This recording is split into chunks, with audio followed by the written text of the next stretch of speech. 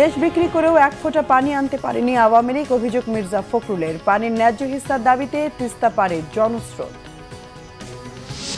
নির্বাচনের যত দেরি হবে ষড়যন্ত্রের ডালপাল্লা তত ছড়াবে, জনগণের সরকার ছাড়া সংস্কার নয় বললেন তারেক রহমান। গ্রামের ব্যবসায়ীদেরও ট্যাক্সের আওতায় আনার সুপারিশ ডিসিদের। ভালো একটি নির্বাচনের আশা, সংস্কার নির্বাচন দুটোই গুরুত্বপূর্ণ বললেন ডক্টর বদিউল। মধ্যপন্থী ভাবধারায় আত্মপ্রকাশ করতে যাচ্ছে নতুন রাজনৈতিক দল, জানালেন তরুণ নেতারা। আরও একটি নতুন ছাত্র সংগঠনের আত্মপ্রকাশ। 6 মাসে দুর্নীতি কমেছে দাবি স্বরাষ্ট্র উপদেষ্টার। মব বিশৃঙ্খলার বিরুদ্ধে কঠোর হুঁশিয়ারি। আগের চেয়ে কমেছে হত্যা, চাঁদাবাজি, ছিনতাই, তথ্য সেনা সদরের। দেখছিলেন ক্রম সিমেন্ট, সংবাদ শিরোনাম। বিএনপির মহাসচিব মির্জা ফখরুল ইসলাম আলমগীর বলেছেন, 15 বছরে আওয়ামী লীগ তাদের বন্ধু দেশের কাছ থেকে এক ফোঁটা পানিও আনতে পারেনি। এখন দেশের শত্রুকে নিরাপদ আশ্রয় দিয়েছে ভারত। লালমনিরহাটের তিস্তা পয়েন্টে তিস্তা নদী রক্ষা আন্দোলন কর্মসূচিতে এসব কথা বলেন তিনি। আরো বলেন, অন্তর্বর্তী সরকার নিরপেক্ষ থেকে দ্রুত নির্বাচন দিলে দেশে শান্তি ফিরবে। রংপুর থেকে জুয়েল আহমেদের রিপোর্ট, ক্যামেরায় শাহনেওয়াজ জনি। প্রাণের দাবি আদায়ে সকালেই তিস্তা পাড়ে ছুটে আসেন নদী তীরের মানুষ। ফাগুনের ভর দুপুরে মানুষের ঢল নামে সমাবেশ স্থলে। তিস্তার পানি ন্যায্যতা, খনন প্রকল্প বাস্তবায়নের দাবিতে সমাবেশ রূপ নেয় জনসমুদ্রে। 48 ঘন্টার এই কর্মসূচিতে অধিকার আদায়ের প্রত্যাশা তিস্তা পাড়ের হতভাগ্যদের। ভারতরা অনেক ক্ষতি করতেছে। এখন আমরা তিস্তায় আসছি, যতক্ষণ আমাদের দাবি পূর্ণ হবে না ততক্ষণ আমরা যাব না। এখানে আন্দোলন করব আমার দাবি নিয়ে। আমরা দাবি পূর্ণ না হলে আমরা বাড়ি যাব না। এখন পর্যন্ত এই তিস্তার ন্যায্য হিসাব আমরা পাবো না। যতক্ষণ পর্যন্ত তিস্তা ভাঙন রোধ বন্ধ হবে না ততক্ষণ পর্যন্ত আমরা এই তিস্তা ছাড়বো না।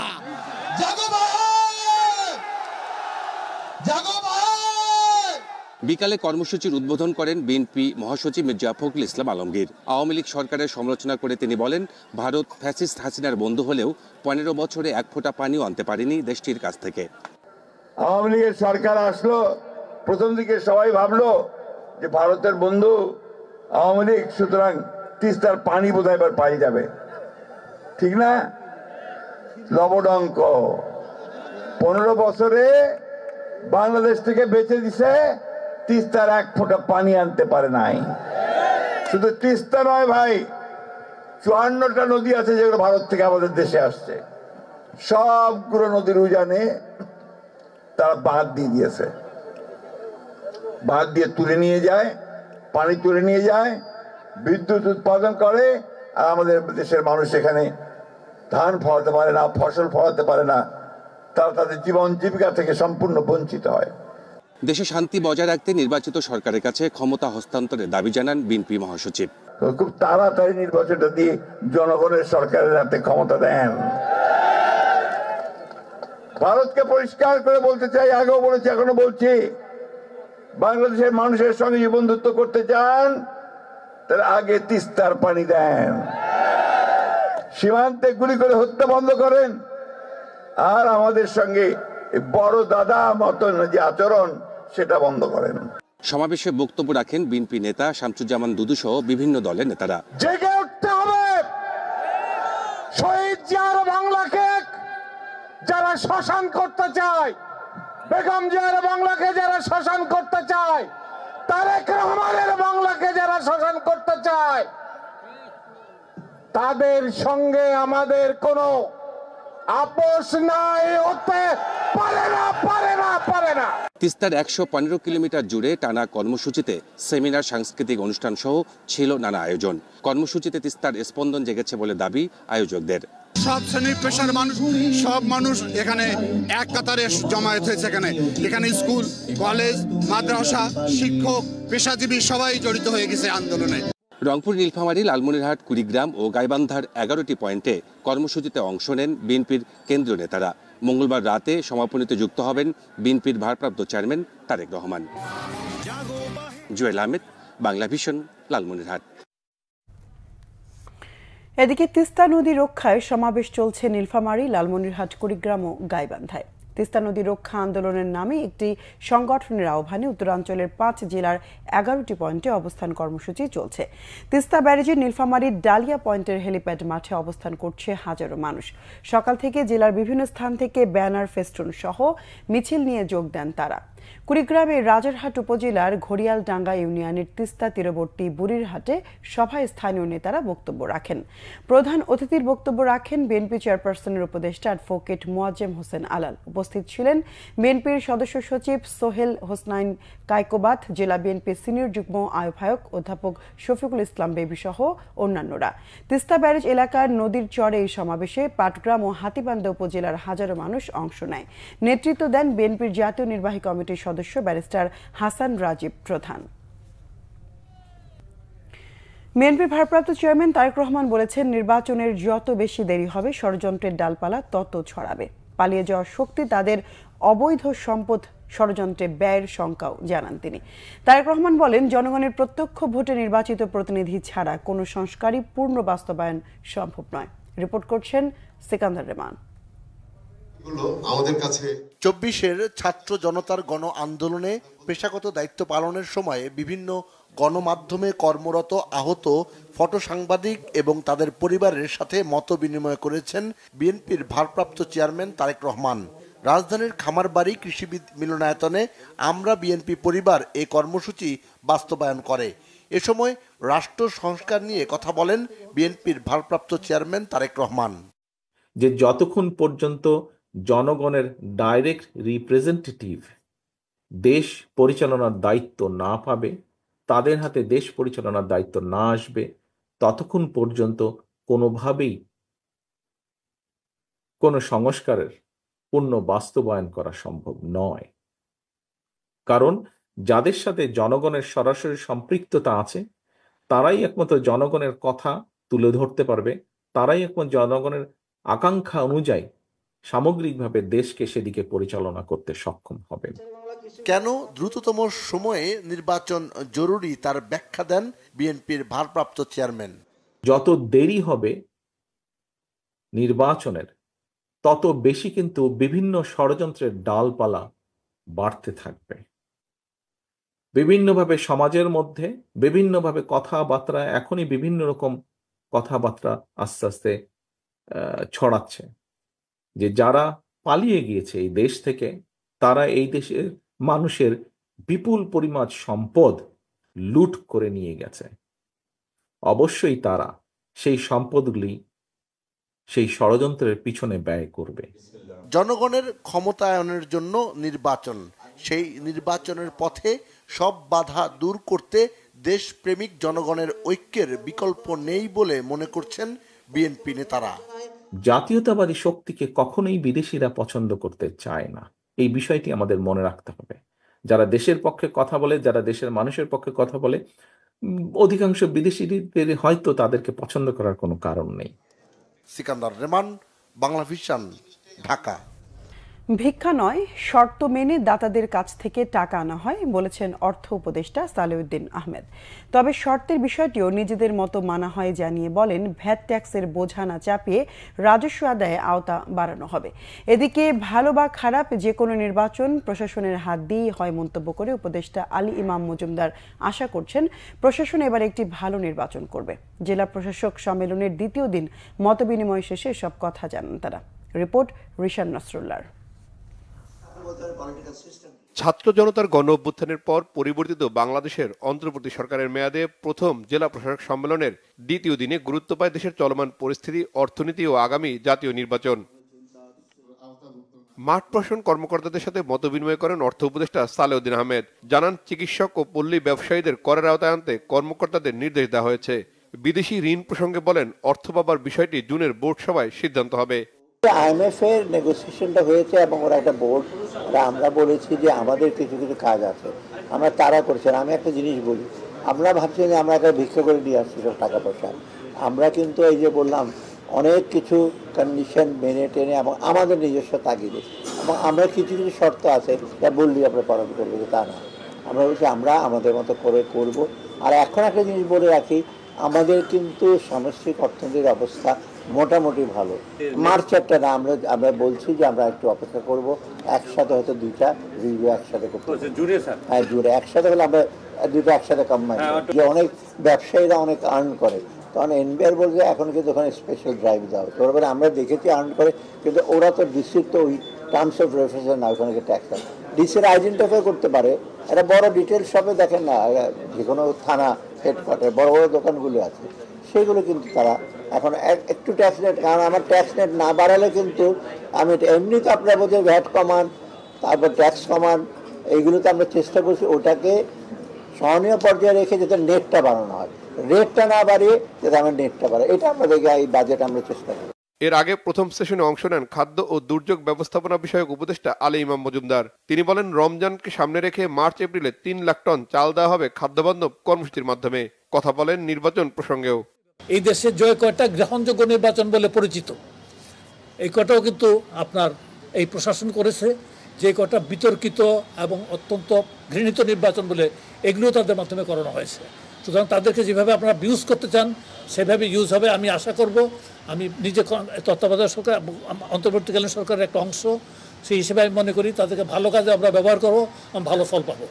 জেলা প্রশাসকদের সাথে মত বিনিময় শেষে মুক্তিযুদ্ধ ও দুর্যোগ বিষয়ক উপদেষ্টা জানান, দুর্যোগের সহায়তা সামগ্রী এখন থেকে স্থানীয় প্রশাসন কেনাকাটা করবে। জানান, জুলাই অধিদপ্তর এ মাস থেকেই কার্যক্রম শুরু করবে। গণ অভ্যুত্থানের চেতনা ধারণ করলে পরের সরকারকেও এর কার্যক্রম অব্যাহত রাখতে হবে বলে মন্তব্য করেন তিনি।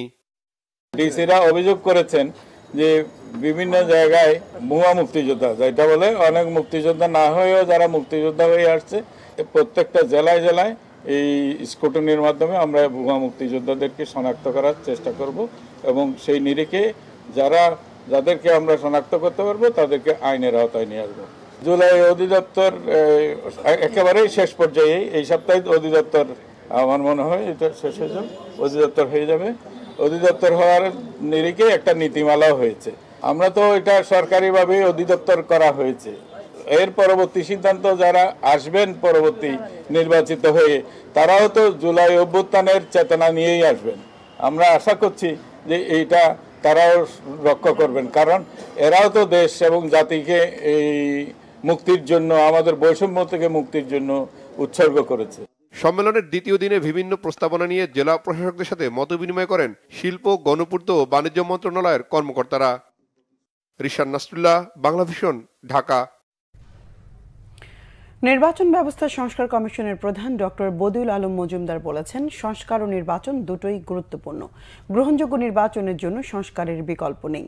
রাজধানীর সিরডাপ মিলনায়তনে দ্য হাঙ্গার প্রজেক্ট বাংলাদেশ আয়োজিত সম্প্রীতি সংলাপ অনুষ্ঠানে তিনি একথা বলেন। বদিউল আলম মজুমদার বলেন, দেশে নির্বাচন ব্যবস্থা ভেঙে পড়েছে। তিনি বলেন, চারদিকে অনেক অসঙ্গতি, নির্বাচনী অঙ্গনটা ভঙ্গুর, নির্বাচনী ব্যবস্থা ভেঙে গিয়েছে। এখন সব জায়গায় দুর্বৃত্তায়ন। দেশের নির্বাচনী এবং রাজনৈতিক অঙ্গনটাকে পরিচ্ছন্ন করতে হবে, টাকার খেলা বন্ধ করতে হবে উল্লেখ করে বদিউল আলম মজুমদার বলেন, সব রাষ্ট্রীয় এবং সাংবিধানিক প্রতিষ্ঠানগুলোকে কার্যকর করতে হবে যাতে সবার অধিকার নিশ্চিত হয়। সবার ধর্মীয় অধিকার, নাগরিক অধিকার প্রতিষ্ঠিত করতে হবে জানিয়ে তিনি বলেন, রাজনৈতিক অধিকার, ভোটের অধিকার প্রতিষ্ঠিত হতে হবে। নির্বাচন না সংস্কার, আমি তো কোনো দ্বন্দ্ব দেখি না। কোনো রকম ওই যে একটার বিপরীতে আরেকটা নয়, দুটোই দরকার।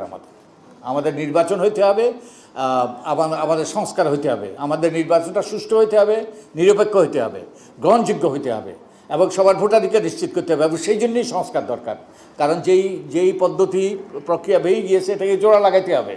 তাই সংস্কার ছাড়া যদি নির্বাচন হয় তাহলে নির্বাচনটা হয়তো গ্রহণযোগ্য হবে না। আর শুধু যদি নির্বাচন হয় সংস্কার ছাড়া, সেই নির্বাচনটা, যে গণতান্ত্রিক প্রক্রিয়াটা, সে টেকসই হবে না। তাই আমাদের দুটোই দরকার। বাম বা ডান নয়, মধ্যপন্থী ভাবধারায় আত্মপ্রকাশ করতে যাচ্ছে তরুণদের রাজনৈতিক দল জাতীয় নাগরিক কমিটি। সংগঠনটির আহ্বায়ক নাসিরউদ্দিন পাটোয়ারি বলেছেন, ধর্মনিরপেক্ষ কিংবা ধর্মভিত্তিক পরিচয়কে বাদ দিয়ে সাম্য, ন্যায় বিচার ও সুশাসন প্রতিষ্ঠার লক্ষ্য নিয়ে সকল মানুষের দল গড়তে চান তারা।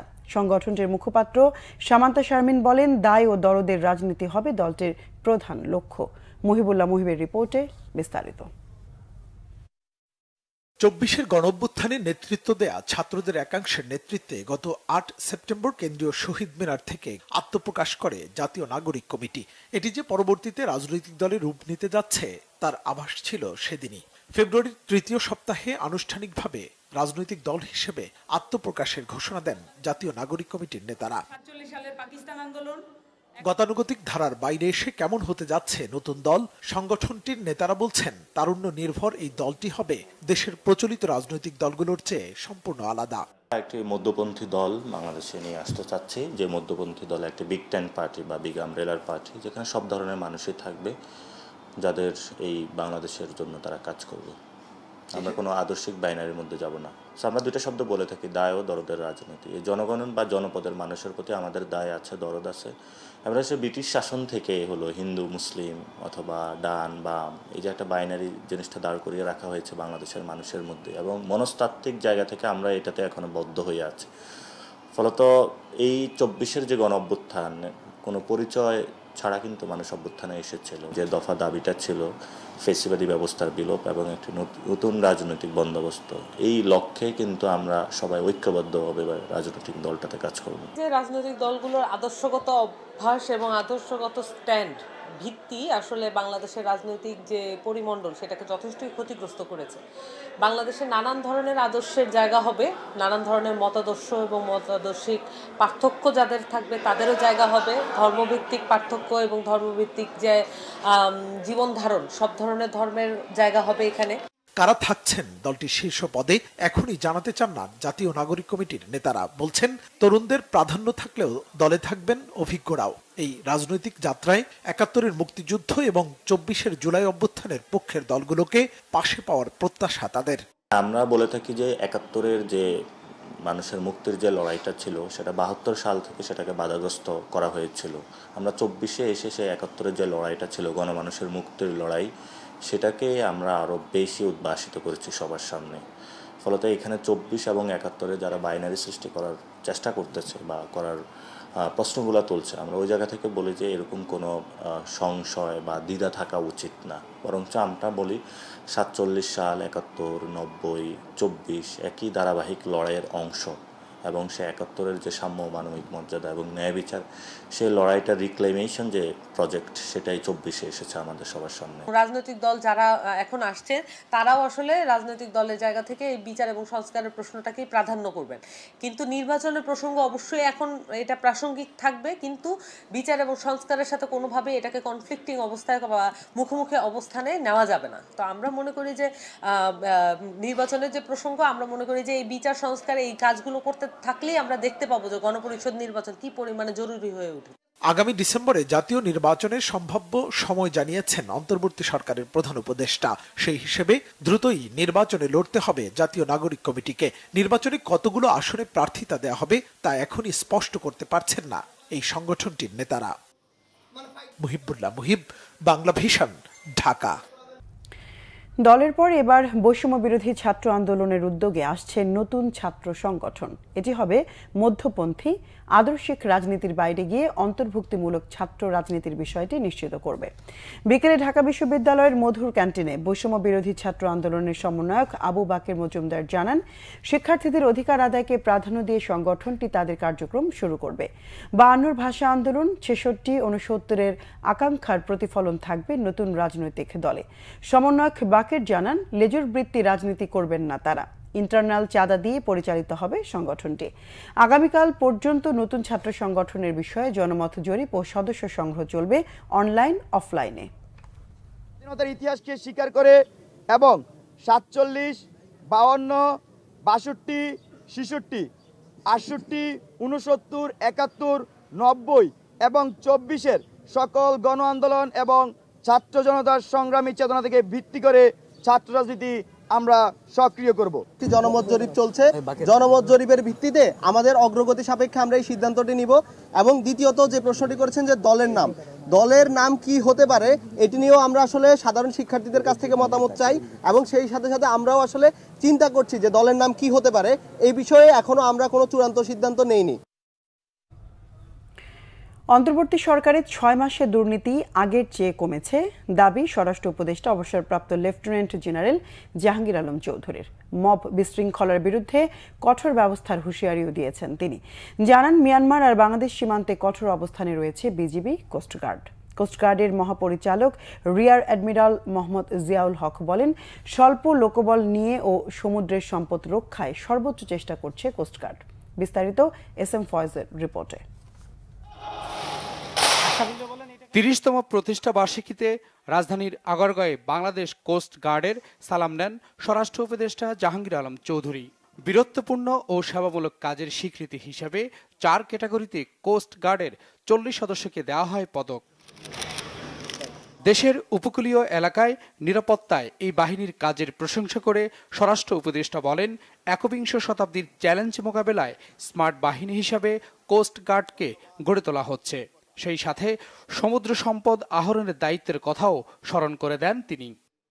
বর্তমান অন্তর্বর্তীকালীন সরকার কোস্টগার্ডের সার্বিক উন্নয়নে বদ্ধপরিকর। আপনারা অবগত আছেন যে কোস্টগার্ডের আধুনিকরণে সাম্প্রতিক আর্মার্ড এবং বুলেট প্রুফ সুবিধা সম্বলিত high speed boat, ground control station সহ সার্ভিলেন্স ড্রোন ক্রয় প্রক্রিয়াধীন রয়েছে। এছাড়া কোস্টগার্ডের জন্য আগামীতে হেলিকপ্টার সহ রেস্কিউ ড্রোন ক্রয়ের পরিকল্পনা করা হয়েছে। সাম্প্রতিক কোস্টগার্ড বহরে পুরাতন 9টি জাহাজের প্রতিস্থাপক হিসেবে দেশীয় শিপইয়ার্ডে 9টি পেট্রোল ভেসেল নির্মাণের প্রকল্প সরকার কর্তৃক অনুমোদিত হয়েছে। পরে আবারও সাংবাদিকদের সঙ্গে কথা বলেন স্বরাষ্ট্র উপদেষ্টা। জানান, আরাকান আর্মি বাংলাদেশের সীমানায় প্রবেশ করে কাউকে ধরে নিয়ে যায়নি। জেলেরা ভুল করে তাদের সীমানা অতিক্রম করলে তাদের ধরে নিয়ে যায় বলেও দাবি করেন তিনি। কোস্টগার্ড, বিজিবি তাদের কাজ করতে অনেক সময় অনেক সমস্যা হচ্ছে, কিন্তু তারা খুব সফলতার সাথে কিন্তু তাদের দায়িত্বটা পালন করতেছে। এই জন্য আমাদের ওই বর্ডার আমাদের সম্পূর্ণ নিয়ন্ত্রণে আছে, এখানে কোনো ধরনের সমস্যা আমাদের নেই। বলেন, শুধু তৌহিদি জনতা নয়, মব সৃষ্টিকারী সবার বিরুদ্ধে নেওয়া হবে ব্যবস্থা। আমরা সব জনতারাই কিন্তু নিয়ন্ত্রণ করতে পারতেছি, শুধু এক জনতারে তো বলতো না, বিভিন্ন জনতা বিভিন্ন ধরনের সমস্যা ক্রিয়েট করতেছে। এখন সব জনতা নেই, কিন্তু নিয়ন্ত্রণের দায়িত্ব আমাদের। এখন কোন জনতা কিসের জন্য মব ক্রিয়েট করে ওইগুলো কিন্তু আপনারা একটু দেখতে হবে। এই জন্য সবাইরই কিন্তু একটু সজাগ হইতে হবে। দুর্নীতিটা আমাদের কিভাবে কমানো যায়, যদি দুর্নীতিটা কমানো যায় তবে আপনারা দেখবেন সব সেক্টরে আমাদের উন্নতি হবে, সব সেক্টরে উন্নতি। আমি তো বলি যে আমাদের বড় সমস্যা দুর্নীতি। যদি আমরা দুর্নীতি করি আপনারা প্রকাশ করে দেন। 6 মাসে আগের থেকে দুর্নীতি অনেক কমছে, বাট তারপরও এটা সহনীয় পর্যায়ে আসে নাই। জানানো হয়, রোহিঙ্গারা যাতে এনআইডি না পায় সেদিকে নজর রাখছে সরকার। S M Faiz, Bangla vision, Dhaka. দেশে আগের চেয়ে চাঁদাবাজি, হত্যা ও ছিনতাইয়ের ঘটনা কমেছে বলে জানিয়েছে সেনা সদর। এক ব্রিফিংয়ে সামরিক operation পরিদপ্তরের colonel staff Shafiqul Islam জানান, গত 50 দিনে 2142 জন অপরাধীকে দেশের বিভিন্ন স্থান থেকে গ্রেফতার করেছে সেনাবাহিনী। মোহাম্মদপুর বনানীতে ডাকাতির ঘটনায় সেনা সদস্যদের জড়িত থাকার অভিযোগ নিয়ে উচ্চ পর্যায়ের তদন্ত কমিটি গঠন করা হয়েছে বলেও জানান তিনি। বিস্তারিত জানাচ্ছেন মামুন আব্দুল্লাহ। সোমবার দুপুরে সেনা সদরে গেল 50 দিনে দেশের সার্বিক পরিস্থিতি নিয়ে সেনাবাহিনীর কার্যক্রম তুলে ধরেন সামরিক operation পরিদপ্তরের colonel staff Shafiqul Islam. কথা বলেন দেশের সার্বিক অপরাধ দমনে সেনাবাহিনীর বিভিন্ন কার্যক্রম নিয়ে। নিরাপত্তা নিশ্চিত করা। ব্রিফিংয়ে জানানো হয়, 50 দিনে অবৈধ অস্ত্র উদ্ধার হয়েছে 172টি, গ্রেফতার করা হয়েছে 334 জন মাদক ব্যবসায়ীকে। 42টি বিশৃঙ্খল পরিস্থিতি সেনাবাহিনী নিয়ন্ত্রণে করেছে বলেও জানানো হয় ব্রিফিংয়ে। বিভিন্ন অপরাধে গ্রেফতার করা হয় মোট 2142 জনকে। আইন শৃঙ্খলা পরিস্থিতি নিয়ন্ত্রণে সেনাবাহিনী 172টি অবৈধ অস্ত্র এবং 527 রাউন্ড গোলাবারুদ উদ্ধার করেছে। বিগত 50 দিনে অভিযানে 334 জন মাদক ব্যবসায়ী এবং মাদকের সাথে সংশ্লিষ্ট ব্যক্তিকে গ্রেপ্তার করা হয়েছে এবং উল্লেখযোগ্য পরিমাণ অবৈধ মাদকদ্রব্য যেমন ইয়াবা, ফেন্সিডিল সহ বিভিন্ন মাদকদ্রব্য উদ্ধার করা হয়েছে। সব মিলিয়ে বিগত 50 দিনে বিভিন্ন ধরনের অপরাধের সাথে সম্পৃক্ত মোট 2142 জনকে বিভিন্ন দেশের বিভিন্ন স্থান থেকে গ্রেপ্তার করা হয়েছে। মোহাম্মদপুর বনানীতে ডাকাতির ঘটনায় সেনা সদস্যদের জড়িত থাকার অভিযোগ নিয়েও সেনা সদরের বক্তব্য তুলে ধরা হয়। জানানো হয়, অভিযোগ প্রমাণিত হলে সেনা আদালতেই এর বিচার হবে। বিচ্ছিন্ন দুটো ঘটনার কথা আপনি বললেন, এটা খুবই অনাকাঙ্ক্ষিত একটি ঘটনা এবং এ বিষয়ে আমাদের উচ্চ পর্যায়ে তদন্ত আদালত গঠন করা হয়েছে এবং সেনা আইনের আওতায় তাদের বিচার করা হবে। পার্বত্য এলাকায় কুকিচিনের দৌরাত্ম্য কমানো গেছে বলেও জানান কর্নেল শফিকুল ইসলাম। গতকালকেও 2টি ক্যাম্প, কুকিচিনের 2টি ক্যাম্প আমরা ধ্বংস করেছি। তাদের যে আস্তানা বা তাদের যে ওয়াটার পয়েন্ট এগুলো ধ্বংস করেছি এবং কিছুদিন আগে আপনারা দেখেছেন যে 11টি বম পরিবারের 81 জন যারা কুকিচিনের অত্যাচারে তাদের এলাকা ছেড়ে চলে গিয়েছিল, তারা পুনরায় তাদের জায়গা আবার এসেছে। বান্দরবানের লামা থেকে অপহরণের শিকার শ্রমিকদের উদ্ধারে সেনাবাহিনীর অভিযান অব্যাহত আছে বলেও জানানো হয় ব্রিফিংয়ে। কেউ 22 সংখ্যা বলেছে, আমাদের পরিসংখ্যান অনুযায়ী 20 জনের মতো শ্রমিকদেরকে গুম করা হয়েছে। মামুন আব্দুল্লাহ, বাংলা ভিশন, ঢাকা। 2-4 জন লোকের জন্য পুরো বিএনপিকে অপবাদ দেওয়ার চেষ্টা করছে একটি মহল। ওই মহলটি নির্বাচনকেও প্রশ্নবিদ্ধ করার চেষ্টা করছে বলে অভিযোগ তার। বিকেলে ঢাকা দক্ষিণ চকবাজার থানা বিএনপি আয়োজিত রাষ্ট্রকাঠামো মেরামতে বিএনপির ভারপ্রাপ্ত চেয়ারম্যান তারেক রহমান ঘোষিত 31 দফা কর্মশালায় এসব কথা বলেন বিএনপি নেতা ইঞ্জিনিয়ার ইশরাক হোসেন। আরও জানাচ্ছেন শুভ খান। বিএনপির ভারপ্রাপ্ত চেয়ারম্যান তারেক রহমান আগামী নির্বাচনের আগেই রাষ্ট্র মেরামতের 31 দফা ও জনসম্পৃক্ততা কর্মসূচি সর্বস্তরের মানুষের কাছে পৌঁছে দিতে দলীয় নেতাকর্মীদের নির্দেশনা দেন। সে নির্দেশনা মেনে বিএনপি নেতাকর্মীরা থানায় থানায় 31 দফা কর্মশালার আয়োজন করে চলছে অনেক আগে থেকেই। সোমবার বিকালে রাজধানীর চকবাজার থানা বিএনপির উদ্যোগে 31 দফা কর্মশালার অনুষ্ঠান হয়, যেখানে 31 দফার বিভিন্ন দিক তুলে ধরেন বিএনপি নেতা ইঞ্জিনিয়ার ইশরাক হোসেন। এ সময় নেতাকর্মীদের উদ্দেশ্যে তিনি বলেন, এই 31 দফা ঘরে ঘরে পৌঁছে দিতে হবে। আমাদের দল বাংলাদেশ জাতীয়তাবাদী দল একটি বিশাল বৃহৎ দল, আমি বলি এটা একটা মহাসাগর। তো এখানে কিছু 2-4 জন লোকের জন্য পুরো দলকে যে একটা মিথ্যা অপবাদ দিয়ে মিথ্যা প্রচারণার মাধ্যমে আমাদেরকে ক্ষতিগ্রস্ত করার যে অপচেষ্টা, 5 তারিখের পরে আমাদেরই সাথে যারা লড়াই সংগ্রাম করেছে ফ্যাসিবাদের বিরুদ্ধে, তারাই আবার এখন আমাদেরকে অপবাদ দেওয়ার চেষ্টা করছে। এই প্রবণতাটা আমরা লক্ষ্য করছি। মানে তারা নিলে হাদিয়া আর অন্য কেউ নিলে চাঁদা, এই ধরনের একটা বিষয় চলে আসছে। তা আমি আপনাদেরকে বলতে চাই, তাদের উদ্দেশ্য, তাদের লক্ষ্য, তারা এখন নির্বাচনকে বিলম্বিত করার চেষ্টা করছে। এটার মাধ্যমে তারা মনে করছে যে তারা বিএনপির জনপ্রিয়তাকে ধস নামাতে পারবে এবং আমাদের আসন সংখ্যা এবং আমাদের ভোট কমাতে পারবে। বাংলাদেশের ইতিহাসে কোন দল রয়েছে যেখানে সর্বোচ্চ পর্যায় থেকে আমাদের নির্দেশ দিয়ে প্রায় 2000-এর মতো নেতাকর্মীকে শোকজ করা হয়েছে, বরখাস্ত করা হয়েছে।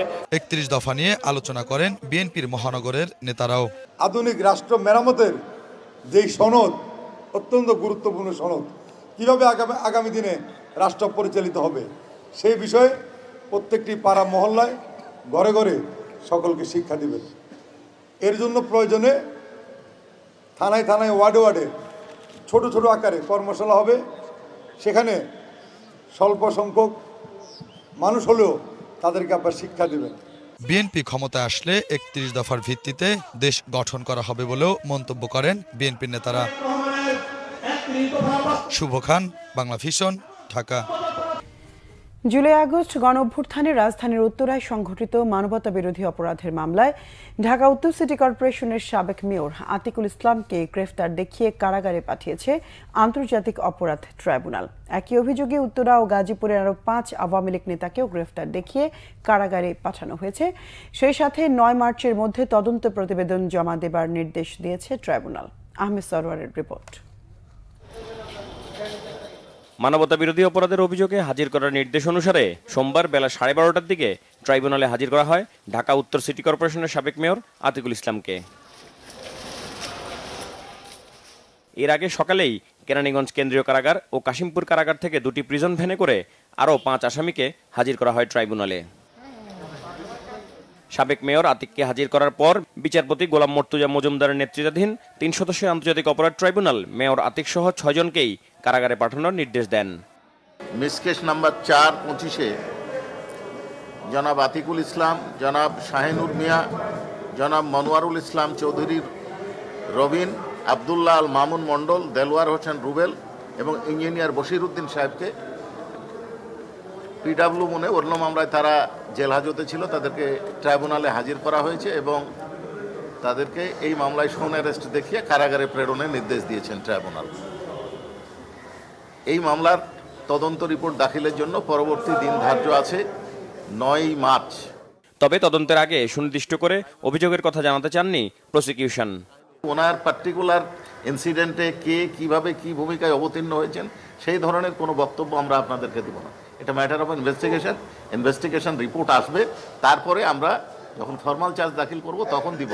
তবে এটুকু বলতে পারি যে প্রাথমিকভাবে মানবতা বিরোধী অপরাধ সংগঠিত হয়েছে, 200 জন নিরীহ নিরস্ত্র জনগণকে হত্যা করা হয়েছে, তাদের চিকিৎসায় বাধা প্রদান করা হয়েছে, তাদেরকে এই হেলমেট বাহিনী যারা এই ছাত্র যুবলীগ এই হত্যাকাণ্ডে সহায়তা করেছে পুলিশকে বা সহযোগিতা দিয়েছে, তারা নেতৃত্ব দিয়েছে। এইটা আমরা সবাই দেখেছি, আমরা সবাই জানি। এই আসামিদের মানবতা বিরোধী অপরাধের মামলায় গ্রেপ্তার দেখাতে 11 ফেব্রুয়ারি ট্রাইব্যুনালে আবেদন করে প্রসিকিউশন। আজকে তাদেরকে নিয়ে আসা হয়েছে। আহমেদ সরওয়ার, বাংলা ভিশন, ঢাকা। শাহবাগে অবস্থান কর্মসূচিতে অংশ নেওয়া জুলাই অভ্যুত্থানে আহতদের সাথে সাধারণ মানুষের বাকবেতনটার পর অবস্থানকারীরা ছত্রভঙ্গ হয়ে পড়েছে। এতে শাহবাগ এলাকার যান চলাচল স্বাভাবিক হয়েছে। 3 দফা দাবিতে আজ দুপুর থেকে শাহবাগে অবস্থান নেয় জুলাই অভ্যুত্থানে আহতদের স্বজনরা। এ সময় মাসিক 20,000 টাকা ভাতা প্রদান সহ নানা দাবিতে শাহবাগে যান চলাচল বন্ধ করে দেন তারা। এতে আশপাশের সড়কে তীব্র যানজট সৃষ্টি হয়। শাহবাগে অবস্থান নেওয়া অভ্যুত্থানে আহতদের স্বজনদের সাথে বিকেলে সাধারণ মানুষের বাকবেতনটা হয়। এ সময় সাধারণ মানুষের চাপে সড়ক থেকে সরে যেতে বাধ্য হয় অবস্থানকারীরা। সরকারের ঊর্ধ্বতন কোনো কর্মকর্তারা এসে আমাদের সাথে সমাধানের কোনো বাস্তবিক পরিস্থিতি তৈরি করতে পারে নাই, যার ফলে আমরা আগে থেকে ঘোষণা দেওয়া 2টা থেকে রাস্তা ব্লকেট করব, আমরা 2টা বাজে রাস্তা আসছি। আমাদের মূল দাবি হচ্ছে ক্যাটাগরি এ বি থাকবে, সি থাকবে না, কারণ সির কোনো মূল্যায়ন নাই। এখানের পরিস্থিতি তো ভালো না, আমি বসে আছি, কি হয় জানি না। জাহান্নামের আগুনের মতো এরকম তো অবস্থা হইলে দেশের মানুষ কিভাবে চলবে? আমরা এক জায়গা থেকে আরেক জায়গায় যাইতে হইলে যদি এই পথ আটকায় রাখে তাহলে আমরা যাবো কিভাবে এদিক দিয়ে? আমার মনে হয় এইভাবে দেশ চলতে পারে না। তথ্য যাচাইকারী প্রতিষ্ঠানকে নির্বাচন কমিশনের সার্ভার থেকে নাগরিকদের পুরো তথ্য যাচাই করতে দেয়া হবে না বলে জানিয়েছেন জাতীয় পরিচয়পত্র নিবন্ধন অনুবিভাগের মহাপরিচালক ASM হুমায়ুন কবির। সাংবাদিকদের সাথে আলাপে এ তথ্য জানান NID DG. ASM Humayun Kabir বলেন, তথ্য যাচাইকারী প্রতিষ্ঠান যেসব তথ্য চেয়ে যাচাই করতে চাইবে তা সঠিক না ভুল বিষয়টি নির্বাচন কমিশন থেকেই জানানো হবে। এর ফলে নাগরিকদের গুরুত্বপূর্ণ তথ্য যাচাইয়ের কাজটি এখন থেকে সম্পূর্ণভাবে অন্যরা করতে পারবে না। তথ্য ফাঁস রোধে এই সিদ্ধান্ত নেওয়া হয়েছে। বিভিন্ন প্রতিষ্ঠান থেকে আগে তথ্য ফাঁস হওয়ার ঘটনা ঘটেছে জানিয়ে তিনি বলেন, ইসি থেকে কমিটি করা হবে। এই কমিটি অনুমতি ছাড়াই বিভিন্ন প্রতিষ্ঠান পরিদর্শন ও তদন্ত করতে পারবে। তথ্য যাচাইকারী প্রতিষ্ঠান ও প্রতিষ্ঠানে কর্মরতদের সিকিউরিটি ক্লিয়ারেন্স লাগবে বলেও জানান তিনি। জাতীয় পরিচয়পত্রের সংশোধনের পেন্ডিং আবেদন সমাধানে ক্র্যাশ প্রোগ্রাম নেওয়ার সময় থেকে এ পর্যন্ত 50% আবেদন নিষ্পত্তি হয়েছে। দ্রুতই সব আবেদন নিষ্পত্তি করা হবে বলেও জানান NIDর ডিজি।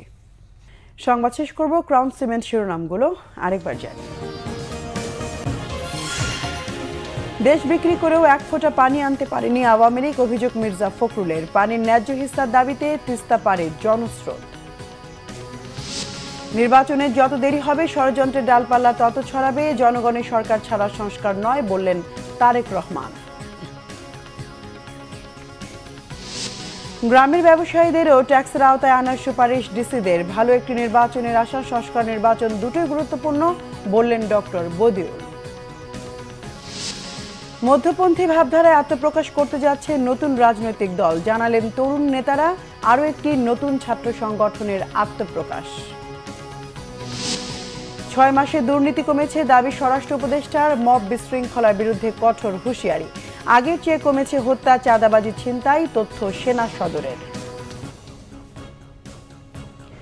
দর্শক, এ ছিল এখনকার মতো। পরের সংবাদ রাত 10:30। এর আগে 9টায় রয়েছে নিউজ 20, দেখার আমন্ত্রণ রইল। এছাড়া বাংলা ভিশন সংবাদ ও সংবাদ সংশ্লিষ্ট অনুষ্ঠান দেখতে ভিজিট করুন www.bvnews24.com ও facebook.com/banglavisionnews এবং সাবস্ক্রাইব করুন youtube.com/banglavisionnews। এতক্ষণ সঙ্গে থাকায় ধন্যবাদ সবাইকে।